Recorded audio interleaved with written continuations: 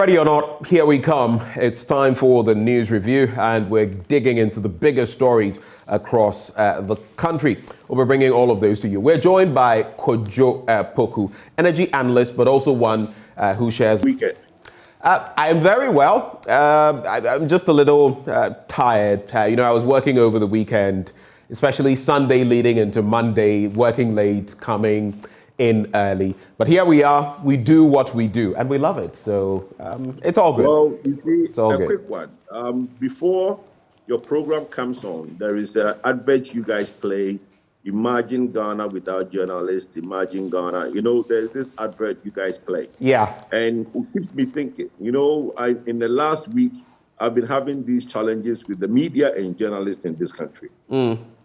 I think the journalist and the media space is not helping civil society do their works and the things that are not going well in this country. Right. But when we do right and we provide these content to the media houses, it's really becoming difficult for us to have it published. If you guys have not noticed, it's been a while ASEP put something out. It's been a while Imani put something out. A lot of the CSOs have really stopped putting stuff out because we realized that when we write them, the media houses just are not interested. They would rather put Moisha Bandon went to a club in Dubai. They rather put a politician got beaten in his village than to put educative content. He's also guilty because your online people don't really want to publish our content. Well, I'm not holding brief for our online team, though they have their own editorial policy. But I'll say this for a fact. You can't always have all the news stories. You will have some, most of them, we try to bring the finest content. But I know it's quite a struggle for them in terms of these because there are so many competing interests. Within the last week, let me just give you a few examples. Professor Jampo wrote something on the Supreme Court's ruling that I have seen. There's Professor H have written on saying, but we can't have all of them on. But I get what you mean. Look, sometimes people send things to me, and sometimes it's just about the sort of thing that has been put together that people want published. I'm not saying yours, but sometimes you look at even the quality of what has been sent and other things, and there are editorial reasons that maybe one may fly and another may not. But it's something that thankfully we've taken stock of, and I will not say that, I guess it will avert minds to that more, because I agree with you, civil society needs to, contribute. And we are ensuring that you get a platform to do that. But apart from that, any other concerns you'd like to raise before we kickstart this? Oh, no, let's go ahead. When it comes so I have a concern that I want to run by you, Kojo. Have you noticed that a lot of the traffic lights, especially in Accra, are not... How so? Because, so let me tell you, the National Road Safety Authority... The traffic light caused the problem. In some areas, the traffic lights cause the traffic. There are instances when you get there and the traffic light doesn't work. The traffic flows better. Okay, so I get it from that angle.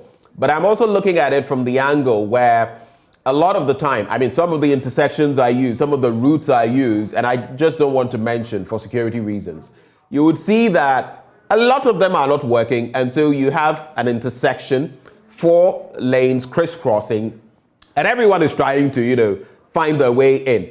I've seen accident upon accident upon accident happen on the back of these, because in areas where it's just 1 lane, okay, cool. You don't see anyone coming, you move. Kind of like at around the Okponglo, and I'm saying it because they should know, very early in the morning, when you're using that route, you would realize that even when the light turns red, right, sometimes you would have people go through because there's practically no one coming from within the University of Ghana or coming from the other end of Okponglo. So yeah, they can do that. It's done. But these ones are simply not working, and it's creating chaotic scenes. It's actually creating traffic in some areas. So one is going and they'll keep going till the cars are done. Do you get it? It also feeds into... That traffic light is major. That Okponglo traffic light is very major. And when it doesn't work, many a times when it doesn't work, you get a small boys trying to play the role of directing traffic or the police. And the funny thing is that the police station is just up the road from there. And it's very amazing how they don't monitor. Now, there is no excuse for the police not to see these things because we have these CCTV cameras at every intersection. So they do see it. How quickly they respond is a matter of who is monitoring the CCTV. It's interesting. The National Road Safety Authority, per its own data, shows that about 50%, almost 50% of our traffic lights actually don't function. Interesting. I think they should be monitored. Look, the point is this. Some roads were minor roads, and the way the traffic lights were programmed, minor roads don't go on as longer as the major roads. Right. I think as time goes on, some major roads, some minor roads has become major. So they need to constantly be programming the lights to make sure that it gives equal turn to both sides. In some instances, look, if you come up the road from there into the Adenta barrier, that traffic light there coming in from the Dodowa road, before it was a minor road. Today is a major road. So the traffic light gives more attention to the main road going to Abri. So if there is nobody at that traffic light and the traffic light only works on its own, there is a backup traffic on the Dodowa road, which is where I come from every morning. Right. But when there is somebody standing there, it's easier. But like I said, the road safety and people in charge of the traffic lights should be monitoring these traffic lights from time to time, monitor the traffic on that road and reprogram the traffic light to give access to everybody, equal access.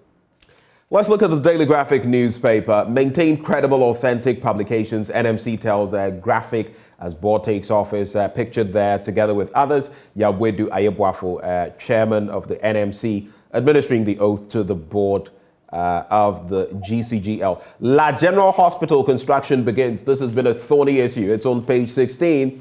After, that place was razed to the ground. So work on the reconstruction of the La General Hospital has started almost 19 months after a sword-cutting ceremony was performed for the commencement of work. And after signing the redevelopment plan of the project, the minister led an entourage to inspect the project site. It's estimated to cost 56 million euros, and it's a 164-bed hospital project. In recent times, I've heard of more and more people who are succumbing to death and all of that on the back of the no-bed syndrome and all of that.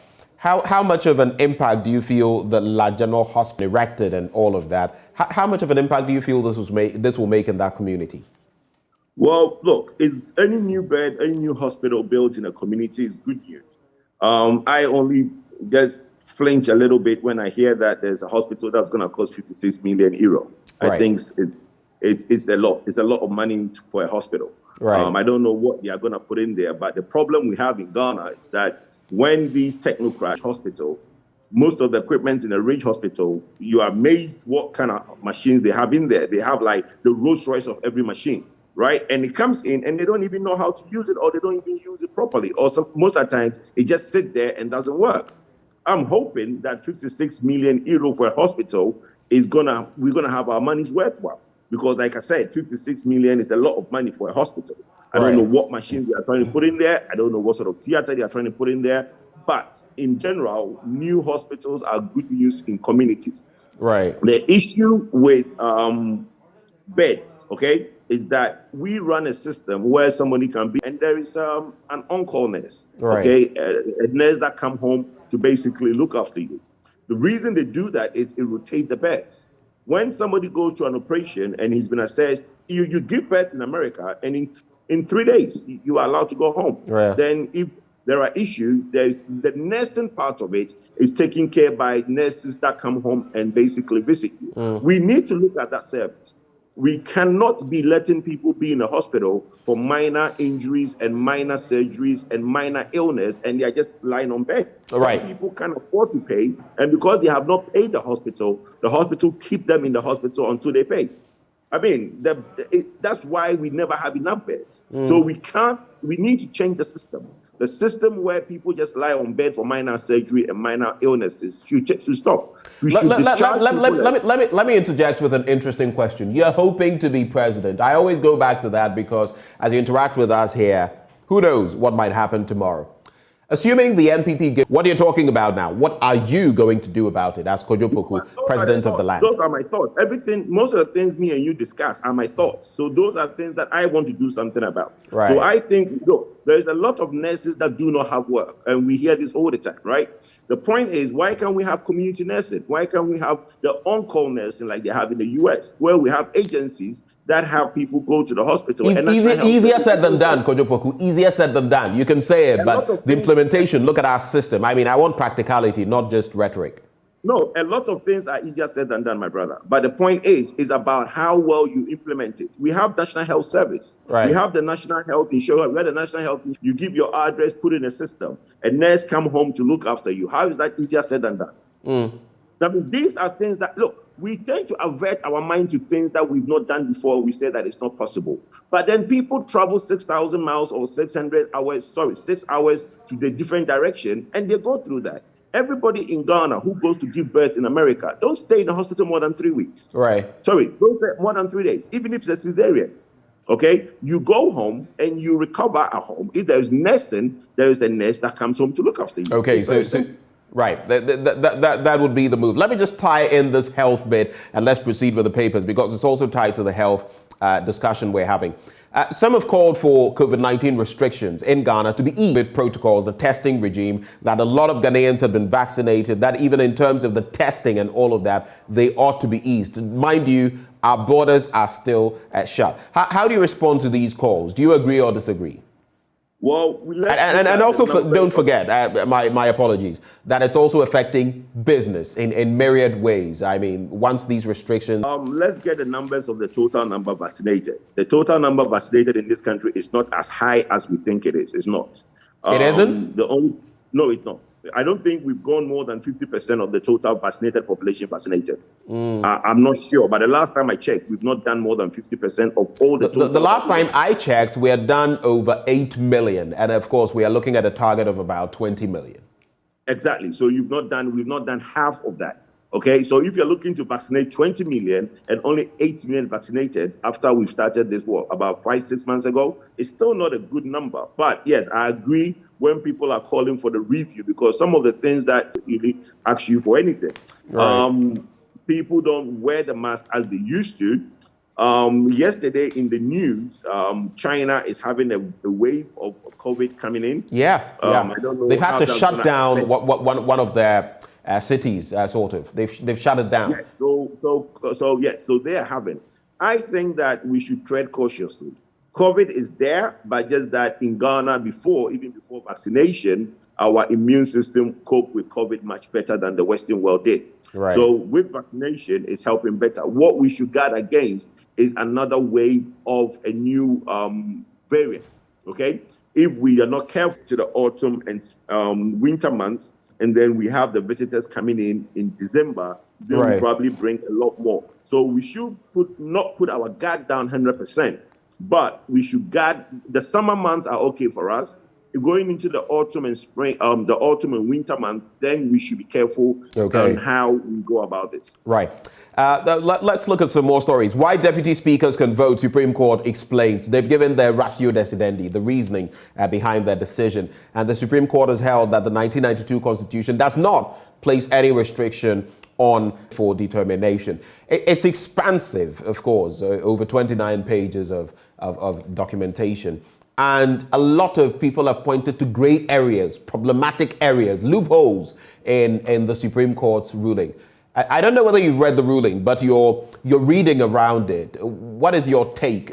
Does this create more problems than exist? We run a system. You see, look, we should accept the system we run. Have you read the reading? I've not read the ruling, Kojo? I've not read the ruling. I've not read the ruling. But let me put it to this: when the Supreme Court rules, it's final.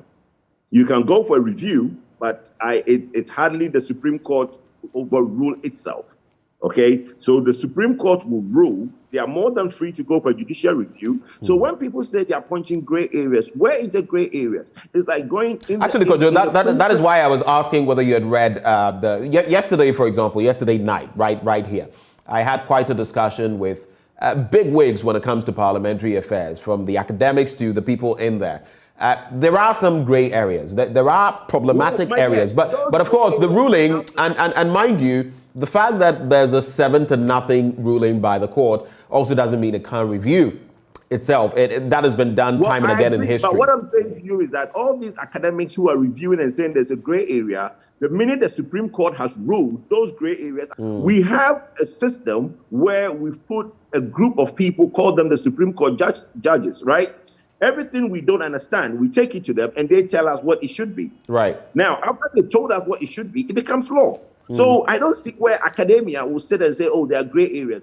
Gray areas by who? The Supreme Court, who is the highest decision-making body of the land when it comes to law. So that on the back of exactly what I've said, the Supreme Court, not just in Ghana, there are landmark decisions in other jurisdictions, and in the United States, there are many of them that have had to be overturned because the same Supreme Court, after many years down the line, decided, no, we actually erred, and we review that Parliament has to fashion out around the ruling how it is going to implement the Supreme Court's ruling in the House of Parliament, because then it goes back to them and they are going to have to work it out. That's the interesting bit. But let's move on from there. In the coming days, I'm sure we'd find out how Parliament is going to approach this from the Constitutional, Legal and Parliamentary Affairs Committee.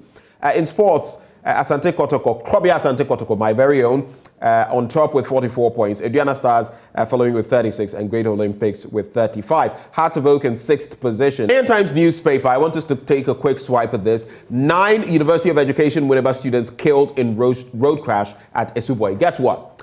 They were returning to school after, the entire UTAG strike and all of that. In different places, we've heard of these, and unfortunately, they have met their untimely demise. The carnage on our roads is becoming something that we talk about much. Well, it's unfortunate. And let me use your media to say condolences to the people of Hohoe as well, because our MP, Peter Mewu, Honorable Peter Mewu's people also suffered some really bad accident. And I think some of his main party officials, executives, suffered various injuries, and some died, which is very unfortunate that we are having this story coming in last night. I went to a wedding in Hohoe on Saturday, and we hear such bad news. Your heart beats and your heart skip a beat.